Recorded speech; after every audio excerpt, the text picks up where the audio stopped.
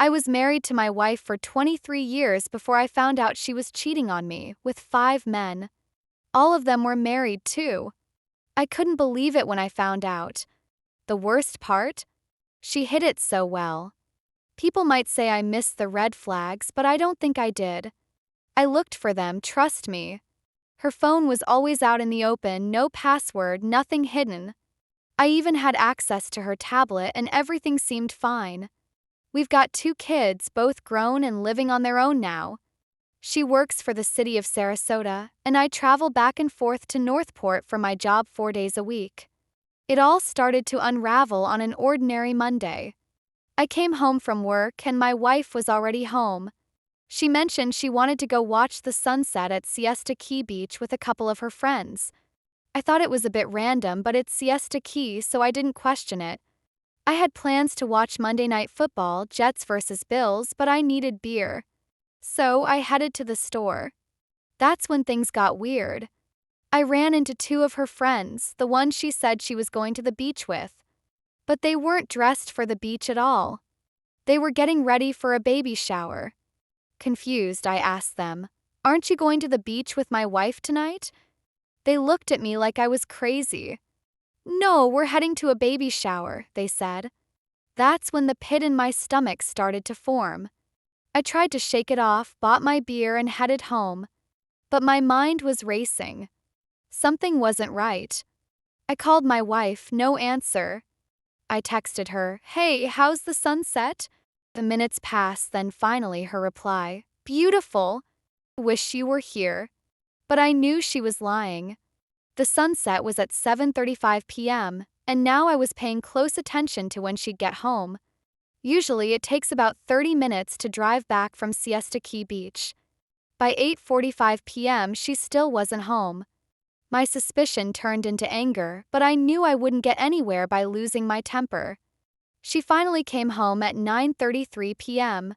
She casually mentioned that after the sunset, she and her friends went to a bar. Now I knew she was lying because I'd seen those friends getting ready for a baby shower.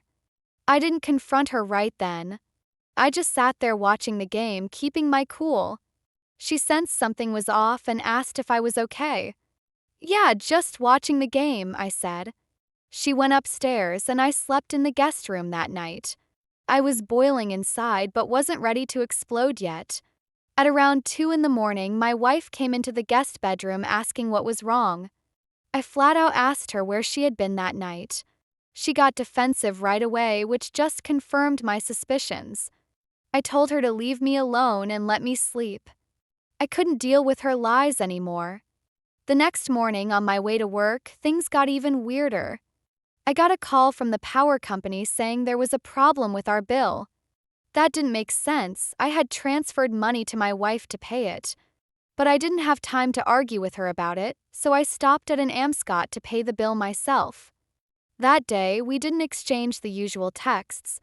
It was radio silence between us. When I got home from work, there was a note on the kitchen counter. My wife said she wasn't sure about our relationship anymore and had gone to stay with her sister for a while. It was completely out of the blue. I took a deep breath and tried to process it. I didn't call her. I didn't tell anyone. I just kept quiet and started thinking about what to do next.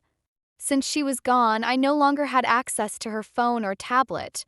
I pulled up our phone records and credit card statements, looking for anything unusual. That's when I noticed something, a payment to Boost Mobile. That's strange because we both used Verizon.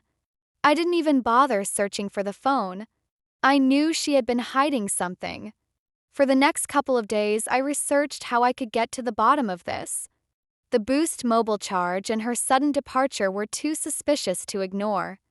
That's when I decided to hire a private investigator. If my wife was cheating on me, I needed proof. I gave the PI everything, her friends' names, where she worked, where her sister lived. He told me to act normal and not say a word to anyone while he investigated. The results were worse than I could have ever imagined. The investigator came back with footage of my wife with 5 different men, all of them married.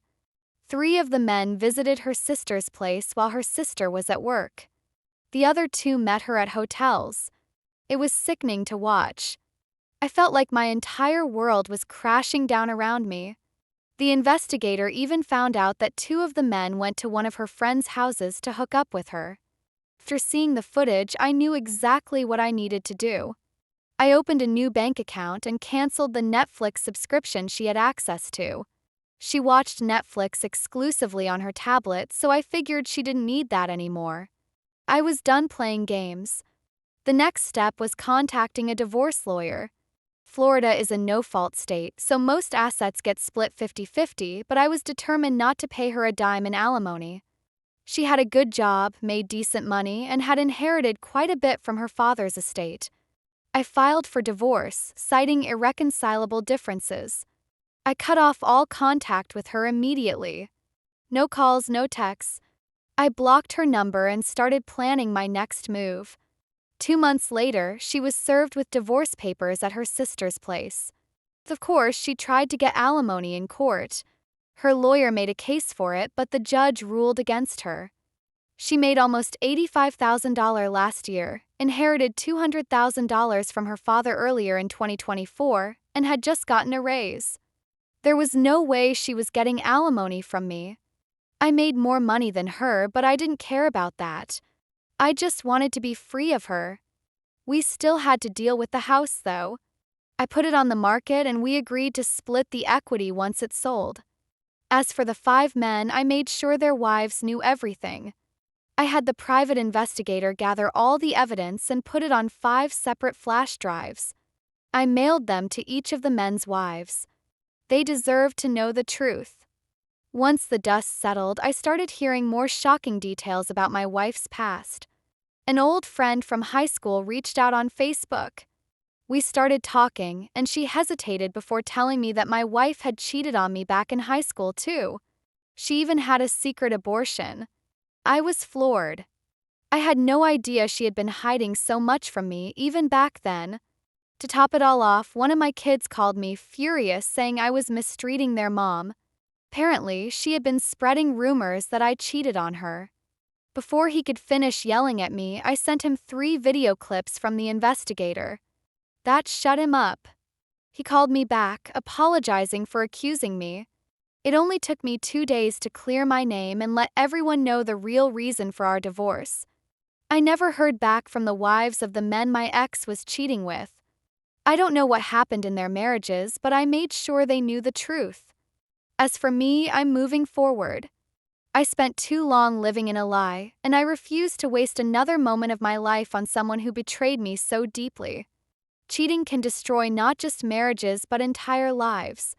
If you suspect infidelity, trust your gut and don't be afraid to dig deeper. It's better to know the truth than to live in a lie. And if you're betrayed, don't let anger control you. Plan your next steps carefully.